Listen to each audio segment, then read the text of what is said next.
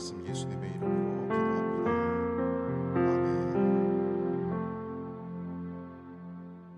아멘. 할렐루야. 여러분 사랑하고 축복합니다. 네, 아멘입니까? 네, 오늘 책 속에서 만나는 영성 시즌 8번째 사귐의 기도, 오늘 마지막 시간이 되겠습니다. 사실 책 안에서는 조금 더 다뤄야 할 내용들이 있긴 합니다만, 이걸 설교로 나누기보다는 직접 이 부분은 책으로 좀 읽어야 되지 않겠나 싶은 그 내용은 좀 제외를 하고, 그래도 거의 한 우리가 지금 석 달 이상, 거의 한 넉 달을 같이 이 사귐의 기도라는 책의 내용을 함께 보고 있는 것 같습니다. 오늘 그 하나님과의 씨름이라는 제목 가지고 함께 말씀 나누면서 이제 8번째 시즌을 이제 마치도록 하겠습니다.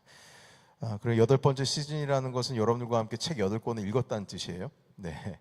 오늘 주님 주신 말씀 로마서 7장 21절에서 24절까지의 말씀을 우리 한 목소리로 같이 읽도록 하겠습니다. 자, 시작. 그러므로 내가 한 법을 깨달았노니 곧 선을 행하기 원하는 나에게 악이 함께 있는 것이로다. 내 속 사람으로는 하나님의 법을 즐거워하되 내 지체 속에서 한 다른 법이 내 마음의 법과 싸워 내 지체 속에 있는 죄의 법으로 나를 사로잡는 것을 보는도다.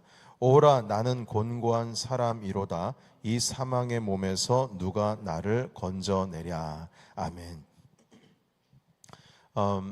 여러분, 우리가 지금 수개월 동안 사귐의 기도라는 제목 가지고 우리 하나님 말씀 나누고 있는데요. 여러분 기도의 생활 가운데 좀 도움이 되고 있는지 좀 모르겠습니다. 이게 여러분께서 기도의 삶이 계속 지속이 돼야 이 말씀들이 여러분들에게 도전이 되고 또 적용이 되고 그리고 우리가 성장할 텐데, 이 사귐의 기도라는 내용, 기도라는 주제를 가지고 한 3, 4개월 동안 말씀을 나누는 것도 쉽지 않지만, 그래도 그 말씀을 들으면서 내 기도 생활 가운데 적용이 되어야 하는데, 다시 말해서 제가 지금 하고 싶은 말은 기도하시라는 겁니다. 네, 기도하셔야 된다는 거예요. 그러니까 아무리 이 앞에 강단에서 설교를 100만 불짜리 설교를 한다 할지라도요, 여러분 받아 드시지 않고 적용이 안 되면 결국 다 말짱 헛것입니다. 누군가가 그랬습니다. 기도에 있어서 가장 최고의 기도의 안내서가 있는가? 그런 거 없다는 거예요. 그냥 기도하라는 거예요. 그 축구에서, 한국에서 그런 표현 옛날에 썼던 것 같아요. 우리는 닭공입니다. 닭공. 이게 닭공이 무슨 뜻이냐면, 그게 맞는지 모르겠어요. 지금 이게 제가 들은 대로 그냥 말씀드리는 거예요. 닥치고 공격하라는 뜻이랍니다. 그러니까 무조건 공격이지. 무조건. 그러니까 수비하면서 이렇게 질척거리는 게임 우리 안 하겠다는 거예요. 그럼 얼마나 재밌겠어요. 공격만 하니까요. 그 대신 공격하면 이제 수비가 좀 약해지겠죠. 한마디로 그러니까 이기려면 골을 넣어야 된다는 거죠. 골대에. 그러니까 여러분, 우리가 아무리 말씀을 들어도요, 기도하지 않으면 이거 다 무슨 소용입니까? 제가 몇 시간씩 준비하고 책 읽고 여러분들과 나누는 것이, 이게 열매를 맺으려면 여러분께서 결국에는 닭공이 아니고 닭기입니다. 닭기. 닭기가 뭐겠어요? 제가 말 안 하겠습니다.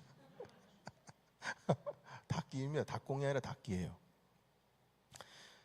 자, 여러분, 뭔가를 얻는 기도, 얻어야 하는 기도, 간청하는 기도, 성취하는 기도, 이루는 기도,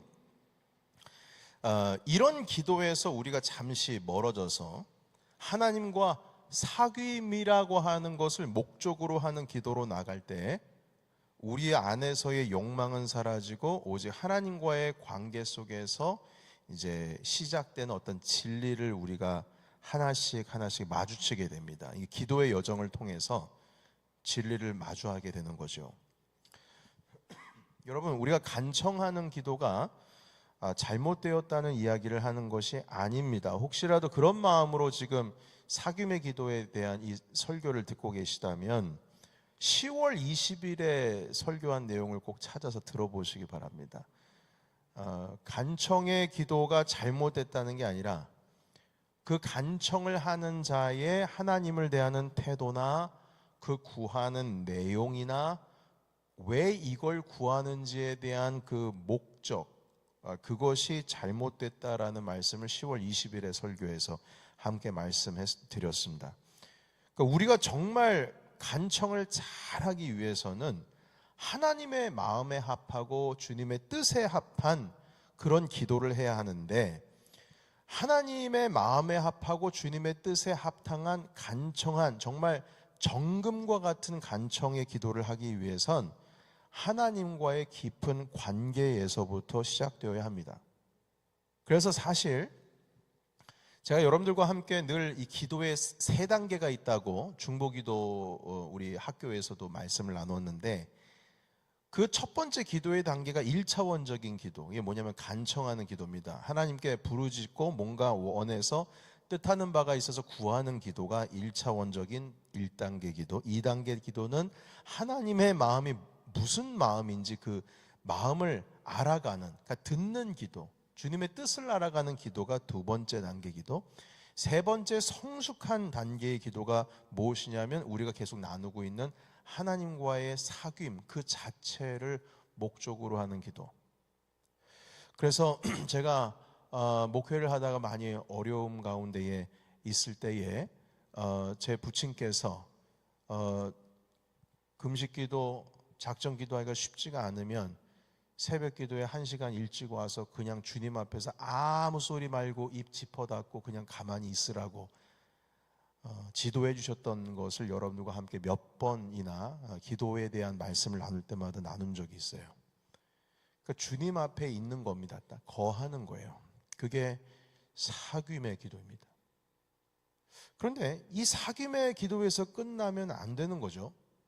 사실은 그 마지막 3단계를 넘어가게 되면 우리가 하나님의 뜻이 무엇인지도 알게 되고 하나님의 마음이 무엇인지도 알게 되고 내가 어떻게 주님 앞에 서야 하는지, 내가 무엇을 해야 하는지를 주님께서 이제 그게 뭔지를 이제 알게 됩니다. 그렇게 되면 4단계로 들어가요.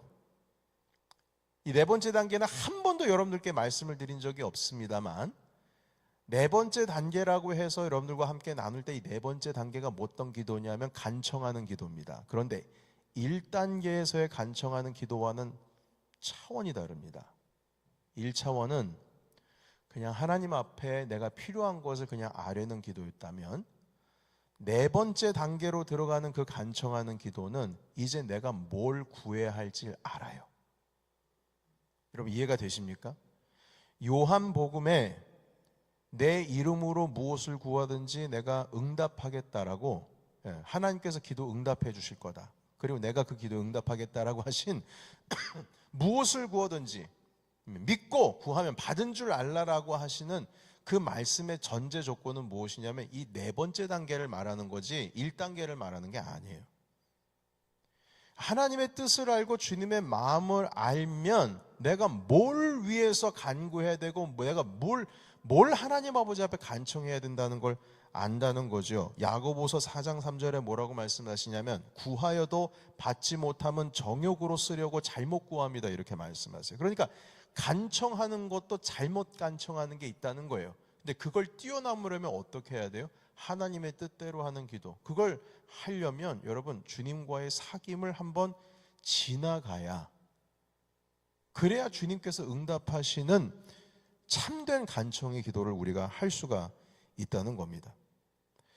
자, 그래서 여러분 하나님과의 바른 사귐의 기도에서 바른 간청이 이제 시작이 될 수가 있는데, 이렇게 사귐의 기도로 들어가게 돼서 하나님의 영을 우리가 이제 독대하고 마주하게 되면 우리 안에 죽어 있었고 잠들었던 영이 깨어나서 이제는 진리를 알게 되는 거예요.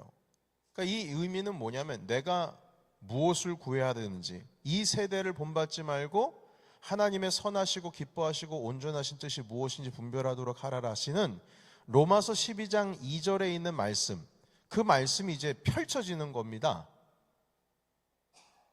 주님의 선하시고 주님께서 기뻐하시고 온전하신 뜻이 무엇인지를 분별할 수 있는 능력이 생기게 돼요. 주님과의 깊은 사귐으로 들어가게 되면요. 그리고 그 진리를 위해서 우리가 어떻게 살아가야 할지가 눈에 보이기 시작합니다. 그래서 하나님 앞에 헌신을 할 수 있도록 성령께서 우리를 이끌어 주시는 그 단계까지 나아가게 돼요. 그러니까 여러분, 주님 내가 어떻게 할지 모르겠습니다. 뭘 해야 될지 몰라요. 그거요, 단번에 하나님께서 알려주시지 않습니다. 정말 주님의 뜻을 알고 싶으세요? 그러면 이 기도에 수없이 많은 단계, 그러니까 1단계, 2단계, 3단계를 지나가면서 하나님 아버지 앞에 계속 머무르고 주님과의 사귐의 기도를 통하여서 결국 주님의 뜻을 알아가는 것이지, 여러분 그런 수련과 훈련 없이 하나님의 뜻 밝게 알 수 없습니다. 없습니다, 여러분. 훈련이 너무 중요한 거예요. 그냥 여러분 설렁설렁 기도하고요, 설렁설렁 말씀 읽고 그냥 좋으면 좋은 대로 일주일에 한 번 이게 습관처럼 아이들과 함께 손잡고 교회 나오고 30분 말씀 듣고 그 정도 가지고 주님 뜻 모릅니다. 물론 가날프게 아주 그냥 이렇게 뭐라 그럴까요? 그냥 형태가 잠깐 보일 수는 있어도 이게 주님께서 나에게 원하시는 하나님의 콜링이다, 이게 주님께서 나에게 원하시는 뜻이다, 그거 잘 모릅니다. 거기까지 나아가야 돼요. 여러분, 이 상황 속에서 우리의 영성이 약해지게 되면은요, 그러니까 기도 생활도 꾸준히 해야지. 이게 약해지게 되면 진리는 눈에 보이는데 우리가 정신 못 차리게 됩니다. 어떤 의미냐면, 진리는 알긴 알지만 이걸 내 영이 행할 수 있는 인내력, 지구력, 능력이 없어서 더 큰 좌절을 맛보게 됩니다. 이게 바로 오늘 우리가 읽은 로마서 7장 21절에서 24절까지의 말씀이에요. 뭐라고 말씀하십니까? 제가 다시 읽겠습니다. 그러므로 내가 한 법을 깨달았노니 곧 선을 행하기 원하는 나에게 악이 함께 있는 것이로다. 두 개가 같이 공존해요, 이 안에. 속사람으로는 하나님의 법을 즐거워해요. 성령께서 내가 진리를 깨닫게 하신 것이죠. 주님께서 진리를 깨닫게 하셨어요. 그런데 내 지체 속에서 다른 한 법이 내 마음의 그 선한 법, 성령을 따르고자 하는 법과 싸워서 내 지체 속에 있는 죄의 법으로 나를 사로잡는다, 계속 사로잡는다는 거예요. 그러니까 여러분, 정신 바짝 차리지 않으면 나도 모르게 내 안에 있는 또 다른 그 법 가운데 내가 순종하게 된다는 거예요. 끌려가게 된다는 겁니다. 그래서 뭐라고 말씀하십니까? 바울이 오호라 나는 공고한 사람이로다. 누가 이 사망의 몸에서 나를 건져내라. 여러분, 누가 건져내시겠어요? 예수님이시죠. 그 답은 예수님이에요. 예수님, 이 사망 죽을 몸에서 건져낼 분이 오직 그리스도밖에 없다고 말씀하시는 겁니다. 그리고 나서 이제 성령에 대해서 말씀이 이제 8장부터 등장을 하거든요. 로마서를 보시게 되면요. 그러니까 하나님의 영과의 계속 이 교제를 통해서 내 속사람이 성숙해져 가야 된다는 겁니다. 성숙해져야 돼요. 그렇게 해야 진리를 깨달을 뿐만 아니라 행할 수 있는 능력도 얻게 되는 것입니다. 행할 수 있는 능력도. 깨닫는 게 중요한 게 아니에요. 설교 때에 말씀 듣고 맞아 목사님 저 말씀이 맞지, 눈물 쭈르륵 한번 흘리고 코도 훌쩍훌쩍 해보고 그랬어요. 알아요. 깨달았어요. 이제 나도 예수님 믿고 몇 년 지나고 나도 시련과 고통 몇 번 경험하고 하니까 이제 진리가 뭔지가 눈에 이제 들어오는데 그걸 행할 능력이 없어요. 행할 능력. 기도는 해야 되는 건 알겠는데 기도하는 게 너무 어려워요. 바쁜 생활 속에서 밥 먹는 시간은 챙겨도 기도할 수 있는 시간 챙기기는 참 힘들다는 거죠. 그래서 여러분, 우리가 하나님과의 깊은 이 영적인 관계를 계속 끊임없이 지속적으로 맺어가야 비로소 그 선한 법과 죄악의 법 가운데 싸워가지고 이길 수가 있는 겁니다. 그런데 이게 어설프면은요, 내가 깨달은 그 진리가 오히려 나를 속박합니다. 예수님은 뭐라고 말씀하셨냐면, 진리를 알지니, 너희가 진리를 알지니 진리가 너희를 어떻게 하리라 하셨어요? 자유케 하는 거잖아요. 그런데 이게 어설프게 진리를 알아버리면, 그 진리가 나를 자유케 하는 것이 아니라 그 진리가 오히려 나를 괴롭힙니다. 왜냐고요? 내 속사람이 진리를 따르는데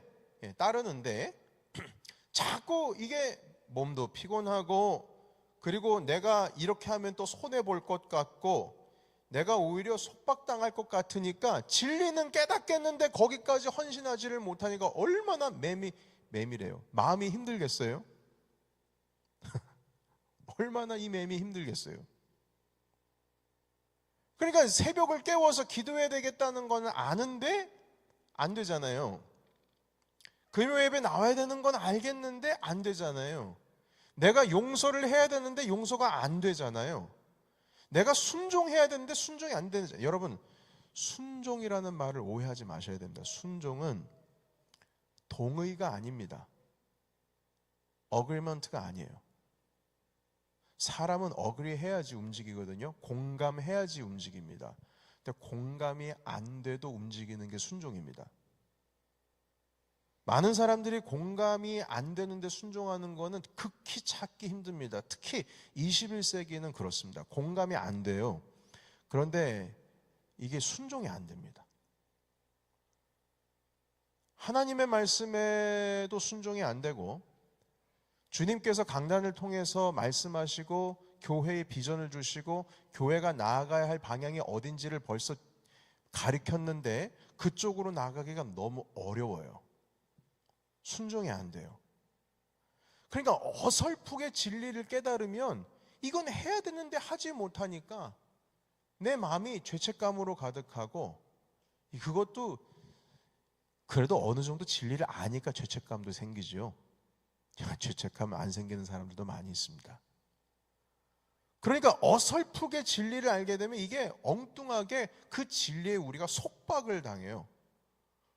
내가 사랑하는 사람을 만나고 결혼을 하고 아이를 낳고 이제 결혼 생활을 하는 건 당연한 건데, 우리 남정네들, 우리 제가 젊었을 때 우리 친구 전도사님들한테 얘기 들은 겁니다. 영광아, 너 결혼하기 전에 사고 싶은 전자기기는 미리 다 사놔야 돼. 기타 사놔. 일단 사놓고 봐. 그리고 결혼해야지. 그 결혼하긴 후에는 사고 싶어도 못 사고 그런다. 미리 다 사놔야 돼. 이런 얘기를 한 적이 있어요. 그거 두려워가지고 결혼 못 합니까? 사랑하는 사람이 있는데. 그러니까 속박당하는 거죠. 속박. 자유를 누리는 게 아니라 자유를 누려야 되지 않습니까? 예수님 믿기 두렵다라고 하는 사람한테 뭘 그렇게 두렵냐고 그러니까 예수님 믿으면 매주일 교회 가야 되잖아요. 그게 자유가 아니라 속박이에요. 제가 주기철 목사님 생애에 대한 영화를 어릴 때 우리 장년들 아버지 어머니 뻘 되시는 권사님들이랑 같이, 그때 흑백 영화였던 것 같아요. 그걸 보러 잠깐 극장에 간 기억이 나는데, 거기 주기철 목사님이 전도를 하시는데 목사님, 제가 교회 나가기 너무 힘듭니다. 제가 뭘 하나를 해결해 놓고 가고 싶어요. 그래서 왜 교회 못 나오냐고 하니까 교회 가면 담배를 끊어야 되잖아요. 속박이 되는 거예요. 자유가 아니라. 그 내용이 제가 기억이 나요. 그 영상이에요. 여러분, 그래서 이렇게 그 믿음 생활 가운데 제한된 삶이 생긴다니까. 그러니까 여러분, 진리가 알긴 아는데 그것이 나를 자유케 하는 것이 아니라 속박의 삶으로 나아가게 하기 때문에, 사실 이 속사람이 나를 자유하게 하는 진리가 아니라 나를 속박하는, 나를 구속시키는 그러한 진리 가운데 있게 되는 것이죠. 여러분, 그러니까 여러분, 기도라고 하는 것을 통해서 어설프게 믿으면 이제 그렇게 되는 거예요. 그래서 여러분, 우리가 진리를 깨닫다, 기도 중에 하나님의 말씀을 깨달았다. 때로는 너무 성급하게 그걸 결론 내면 안 됩니다. 깨달았다고 하지만 불분명하게 깨닫는 경우도 있어요. 기도 중에 우리는 너무 성급하게 내가 깨달았습니다, 그렇게 해서 자기가 결정한 대로 행동하거나 해석해서 말하면 안 됩니다. 결코 그러면 안 됩니다. 어느 분께서 기도했는데 응답받았다고 해가지고 저한테 상담 요청하시는 분들이 있고 가지고 오시는 분들이 있는데, 저희 들어보면은 이거 뭐라고 말해야 되나 그럴 때가 있어요. 제가 죄송합니다. 이게 되게 부정적인 얘기인데요. 어떤 분은 응답받았다고 하면서 교회를 떠나야 된다라고 말씀하시더라고요. 응답받았다고. 그래서 그러십니까? 그 뭐라고 그래요? 그러면 응답받았다는데. 그래서 언제 기도하셨는데요? 30일 기도했대요. 아니 제가 교회에서 기도하시는 걸 못 봤는데요. 뭐라고 그러시냐면 저희 다른 교회 가서 기도했대요. 그러니까 여기서 기도하기엔 좀 죄책감이 있었나 봅니다. 오래전 한 10년 전 얘기하는 거예요. 그러니까 아니 하나님 앞에 하나님께 뭐 응답받았다고 해가지고 저한테 가져오실 때는요, 심각하게 고민하시고 꼭 좀 가지고 오십시오. 제가 그 앞에서 그 응답받으신 거 아닌 것 같은데요, 말을 하고 싶은데 말을 못 하겠어요. 실망하실까 봐. 대신 이렇게 가지고 오십시오. 목사님, 제가 이렇게 응답받았는데 이게 맞는 것 같습니까? 질문을 하세요. 차라리 그 질문에 대해서 제가 답을 해드리겠습니다.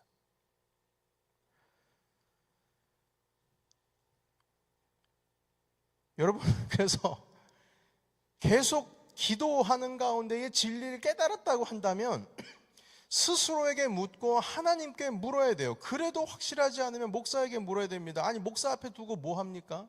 물어야지. 해결되지 않는 일들이 자꾸 있으면, 반복이 되면 뭐가 잘못된 건지 하나님께 여쭙고, 그리고 저에게도 물어보셔요. 저에게도 하나님께서 은사를 주셨기 때문에 여기 강단 앞에 세운 것이지 은사 없이 어떻게 여기 앞에 세우십니까? 우리 김 장로님께서 맨날 저기 기도할 때마다 하시는 게 있어요. 지식의 은사, 지혜의 은사를 달라고 설교 때마다 그걸 깨우치게 해달라고 기도해 주시잖아요. 하나님께서는 기본적으로 모든 목사들에게 지식의 은사를 주시고 지혜의 은사를 주세요. 그래야지 성경을 깨닫죠. 하나님 앞에 그래도 서 있으려고 하는 말씀을 담당하고 교회를 이끌어가는데 비전을 담당하고 하나님께로부터 그래도 뭔가 받기 위해서 애를 쓰고 발버둥 치고 있는 사람한테 한 번쯤 물어볼 수 있는 거예요. 그 묻는 답이 두려워가지고 묻지 않을 수도 있죠. 하나님, 주님의 뜻이 어디 있습니까? 라고 사실 함부로 주님 앞에 그거 기도하는 거 잘 쉽지 않습니다. 정신 바짝 차리면 그게 되게 무서운 기도라는 걸 알아요. 만약에 하나님께서 그래 내 뜻은 이것이다 라고 했을 때 여러분들이 동의하지 못하는 답이 나오면 어떻게 하시겠습니까? 그거 순종하셔야 되는데 어떻게 하시겠어요? 그래서 함부로 하나님 주님의 뜻이 어디 있습니까? 라는 말은 목숨 걸고 하십시오. 대신 이렇게 기도하세요. 하나님, 어디로 가면 좋을까요? 주님, 저는 여기로 가고 싶은데 괜찮을까요? 조금 낮게 기도하시는 게 더 좋습니다. 묻고 물을 때 주님께서 가르쳐 주세요. 만약 묻지 않았는데도 여기라고 하는 것이 딱 내 앞에 주어지는 순간 난 동의할 수 없고 하나님 말씀에 순종할 수 없고 나도 모르는 사이에 본능적인 저항이 생깁니다. 아주 심각해지죠. 여러분, 그래서 사귐의 기도에서는 끊임없이 주님과 주님의 마음을 알 뿐만 아니라, 여러분 예수님이 그렇게 말씀하셨어요. 네가 내 안에 거하고 내가 네 안에 거해야 된다는 말씀을 계속 하셨어요. 네가 내 안에 거하고 내가 네 안에 거하는 이 과정이 없으면요 기도가 소용이 없어요. 왜냐하면 주님 말씀하셔도 기도하는 자가 뭔 말인지 못 알아듣잖아요. 그러니까 하나님의 마음도 알 수가 없고 뜻도 알 수가 없으니까 제대로 된 간청 기도를 할 수가 없습니다. 아니 주님께서는 내 이름으로 기도하면 응답하신다고 했고 무엇인지 믿고 구하면 받은 줄로 알라고 말씀하시는데, 동시에 말씀하신 건 정욕으로 구하면 잘못 구한 거기 때문에 들어주지 않는다고 말씀하셨고 두 마음 품으면 아니라고 하셨거든요. 그 전제 조건은 무엇이냐면 그분이 내 안에 계시고 내가 그분 안에 거할 때 그때 해당되는 말씀이라는 겁니다. 그래서 여러분, 이게 영적으로만 우리가 깨달으려고 하고 영적으로만 성경을 파악하려고 하고 영적으로만 내가 뭔가를 하려고 한다면 이게 이단되기 십상입니다. 이성적으로도 판단해야 돼요. 반대로 이성적으로만 뭐라고 하려고 하면 오히려 하나님과 길이 좀 멀어질 수도 있습니다. 자꾸 생각이 많아지니까. 그래서 여러분, 우리는 두 개를 동시에 다 잡아야 돼요. 영적으로도 하나님께 기도하지만 이성적으로도 하나님의 진리를 깨닫기 위해서 성경도 보고 물어도 보고, 목사에게. 그럼 목사가 이렇게, 저는요 여러분 이렇게 여러분 저는 이런 거 주님이 이렇게 말씀하셨습니다. 저 이런 사람 아니거든요. 성경적으로 어떤 길이 맞는 것인지 적어도 이 길입니다 이러지도 않아요. 제 마음에는 이쪽이 끌리네요. 오히려 이렇게 얘기하겠습니다. 감히 하나님의 뜻을 그렇게 제가 위임받은 자로서 입 함부로 놀리면서 그렇게 말 못합니다. 두려워요. 만약에 아니면 어떻게 할 거예요? 그렇지만 하나님께 기도한 자로서 이성적으로 영적으로 판단하고 성경을 오랫동안 그래도 연구하고 읽어본 자로서 하나님의 뜻이 여기 있다라고, 그래도 여러분들보다 조금 더 기도한 사람으로서 그렇게 안전하게 주님의 뜻을 바라보며 갈 수 있도록 도움을 할 수 있다는 겁니다. 그런데 여러분, 이렇게 함에도 불구하고 결국 이게 이 기도라고 하는 시간이 여러분 이게 되게 복잡하지 않습니까? 여러분, 이 가운데 있어서 가장 중요한 게 무엇이냐면 이제 지금부터 말씀드리는 겁니다. 여러분, 이렇게 깨닫는 기도, 뭔가 알고 진리를 깨닫는 기도는 씨름에 비유할 수가 있습니다. 그런데 이 씨름이라고 하는 것은 하나님을 상대로 해서 이기는 싸움이 아닙니다. 니코스 카잔차키스라고 하는 그리스의 유명한 소설가이면서 시인이 있어요. 그런데 이분이 영적인 순례를 하려고 수도원을 찾아다니면서 수도사들을 만나서 인터뷰를 하셨다고 해요. 그런데 어떤 한 노인 수도사를 만났는데 너무 야위었고 그리고 지쳐 있었어요. 그래서 이렇게 물었다고 합니다. 아니, 수도사님, 기도하시는데 여전히 마귀와 씨름을 하시는 것 같습니다. 정말 힘들어 보이시네요. 자, 그러자 그 수도사가 말합니다. 아닙니다. 그 싸움은 이미 오래전에 끝났죠. 전 지금 하나님과 씨름을 하고 있는 중입니다. 그래서 카잔차키스가 놀라서 물었어요. 아니, 하나님과 씨름을 하신다고요? 아니, 수도사님, 어떻게 감히 하나님과 싸워서 이기려고 하십니까? 자, 그러자 그 수도사가 말합니다. 아니요. 저는 하나님께 지는 것이 목표입니다. 그런데 하나님께 지는 게 너무 어려워요. 그래서 제가 힘들어요. 주님께 지고 좀 싶은데 그게 안 돼요. 이렇게 말했다고 해요.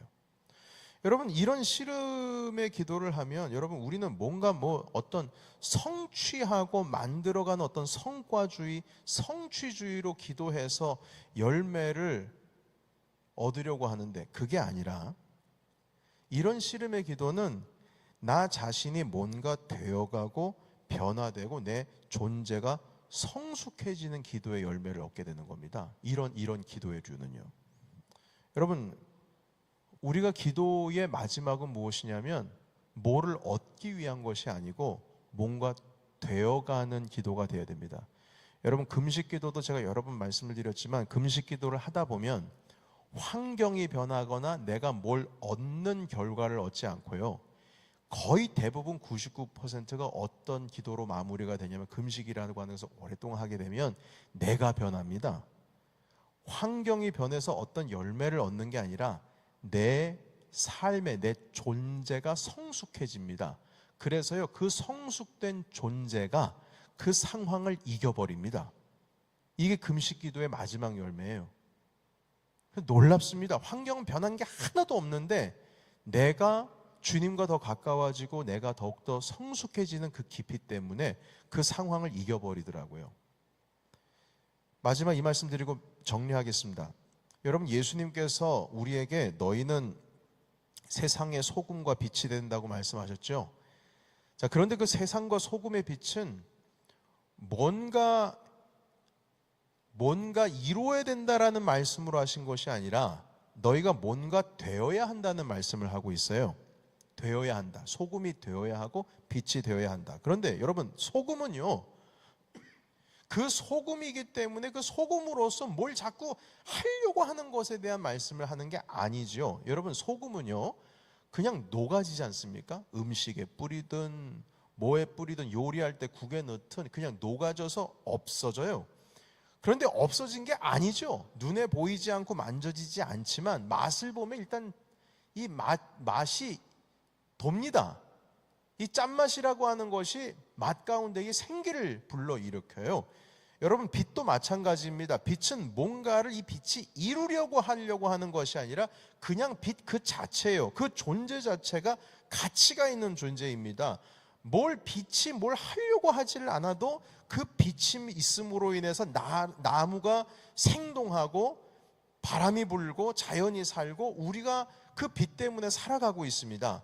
이 낮에 빛이 뭘 하려고 하는 것이 아니라 그냥 빛 자체가 있음으로 인해서 그 빛은 이 세상을 살아갈 수 있는 에너지를 우리 가운데에 나도 모르는 색을 받고 있다는 것이죠. 영향 가운데 있다는 거예요. 여러분, 예수님께서는 우리에게 뭔가 해라, 열매를 맺어라, 이렇게 말씀을 하시는 것이 아니라 어떤 존재가 되라고 말씀하세요. 여러분, 그러기 위해서는 그 존재가 되는 것, 소금처럼 뭘 하지 않아도 내가 있는 존재 자체만으로 인하여서도 세상에 뭔가 영향을 미치고는 그런 어떤 하나님의 아들과 딸이 되기 위해서는요, 여러분, 우리가 기도의 사귐의 기도를 통해서 진리를 깨달아야 됩니다. 하나님 안에 거해야 돼요. 여러분, 내일도 설교 때 말씀을 드리겠지만 주님께서는 열매를 많이 맺어라 하실 때 그 맺는다라고 하는 것을 어떤 성과주의, 성취주의로 말씀하지 않으세요. 어떻게 말씀하셨습니까? 나는 포도나무고 넌 가지니 저가 내 안에 내가 저 안에 거하면 이는 뭐 한다고요? 많은 열매를 맺으리니 너희가 나를 떠나서는 결코 아무것도 할 수 없다 하셨어요. 그러니까 뭘 한다라고 하는 것은 어디서부터 시작되냐면 내가 지금 어디에 있느냐, 어디에 존재하느냐에서 내가 열매를 맺느냐 안 맺느냐가 결정이 되는 겁니다. 그래서 여러분, 이런 내가 뭔가 되어가는 거, 내가 소금이 되어가고 내가 빛이 되어가고 뭘 하라는 말이 아니에요. 그냥 있으면 거기에 대한 영향과 열매들이 맺히기 시작을 하는데, 그러기 위해서는 주님과 깊은 사귐을 통하여 우리가 그 진리를 깨달아야 된다는 것이죠. 깨달아야 된다는 거예요. 그런데 그 깨닫는 게 어설프게 깨달으면은 내가 오히려 그 진리 때문에 거북해져요. 끊임없이 성령께 우리가 이끌림 받을 때에 결국 그 진리가 나를 자유케 한다는 것입니다. 여러분, 그래서 정리하겠습니다. 신앙은요, 기도는요, 뭔가 이루기 위해서 하는 게 아닙니다. 기도는 되어가기 위해서 하는 겁니다. 주님과의 관계, 내가 어디 거하느냐, 내가 어떤 존재가 되어가느냐가 결정이 될 때 비로소 그때 하나님께서는 열매가 이루어지게 해주신다는 겁니다. 그래서 주님께서 차라리 구하려면 그의 나라와 그의 의를 구하라 하셨어요. 그러면 이 모든 것이 너에게 덤으로 따라온다고 말씀하셨습니다. 그래서 우리가 이 시간 하나님께 사실 부르짖는 기도도 하고 간청의 기도도 하고 이 금요 예배 때 많은 그런 하나님께 구하는 기도를 해야 되겠지만, 사실 이 기도도 여러분들이 성숙한 만큼 우리도 바른 간청의 기도를 할 수가 있는 것입니다. 여러분, 지난 한 10몇 주 동안 이 사귐의 기도에 대해서 하나님의 말씀을 나누게 되었는데요, 결국 우리가 주님과의 씨름을 하긴 하는데 지금 지는 씨름을 하고 있다라는 생각을 늘 가지십시오. 내가 뭘 성취하려고 하는 것이 아니라 하나님 안에 거하는 그 삶으로 들어가고 있다는 사실을 놓치지 마십시오. 그것으로써 우리는 하나님 아버지 앞에 나아가 주님께서 원하시는 열매들을 우리가 맺어 가시는 것입니다. 오늘 이 찬양 하나 시작하려고 하는데요, 찬양팀 앞으로 나와 주시기 바랍니다. 그 은혜 아니면 살아갈 수가 없네, 이런 표현을 써요. 가사 좀 띄워주시겠어요? 은혜 아니면 살아갈 수가 없네요. 이게 소진영 씨가 지은 노래인데요. 이분이 그 자녀가 제가 지금 간증을 들었는데 너무 아파요. 아이가 좀 부족합니다. 그러니까 이 결국에는 뭔가를 하려고 해도 안 되는 거예요. 그래서 이 사람은 깨닫습니다. 이게 하나님의 은혜여야 하는구나. 그러니까 이분이 구하는 것은 어떤 뭐가 돼주세요, 뭘 해주세요, 이거 해주세요, 저거 해주세요가 아니라 하나님, 제가 주님의 은혜 가운데 거하게 해주세요. 그렇게 기도를 하더라고요. 여러분, 사망의 몸에서 우리를 자유케 하는 진리를 만나서 자유하게 되는 것은 오직 예수님 뿐임을 믿습니다. 주님 안에 거할 때 비로소 그것을 이길 수 있는 힘이 생기는 것이고, 내가 주님 안에 거하게 될 때에 비로소 내가 주님 앞에 그렇게 죽어 녹아져 갈 때에 하나님께서 나에게 열매를 맺을 수 있는 기회와 찬스와 힘도 주시는 줄로 믿습니다. 여러분, 이 기도의 시간을 뭔가 이루려고 하는 성취의 시간으로 만들지 않고 우리가 예수님 안에 거하는 시간, 뭔가 되어가는 시간, 성숙해지는 시간, 하나님과의 관계 속에 깊어지는 시간, 주님과의 사귐의 시간이 되어지시기를 예수의 이름으로 축원합니다. 우리는 은혜로 살아갈 수밖에 없습니다. 이 찬양 부르고 우리 함께 기도하도록 하겠습니다. 은혜 아니면 살아갈 수가 없네.